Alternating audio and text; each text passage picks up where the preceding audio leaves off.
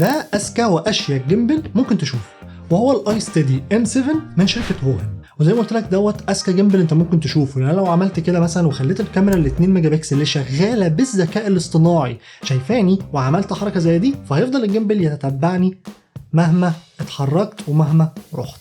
غير انه بيجي بشاشه عباره عن ريموت ممكن افكها عادي واستخدمها ان انا اشوف نفسي بالكاميرا ال 2 ميجا بكسل المحطوطه في الجيمبل دوت، واقدر اتحكم فيها بالجيمبل بشكل كامل، يعني كده لتحت كده لفوق.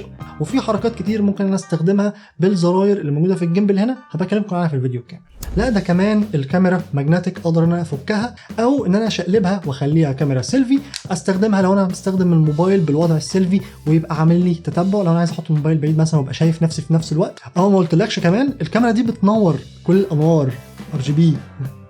وهو مش اذكى واشيك جيمبل بس، لا ده كمان اقواهم لانه يقدر يشيل وزن لحد 500 جرام. يعني ايا كان الموبايل بتاعك بجراب او لا حجمه كبير ولا صغير يقدر ان هو يشيله عادي جدا من غير اي مشاكل. كتفي هو اللي مش قادر يشيل الموبايل، انا كتفي بايظ.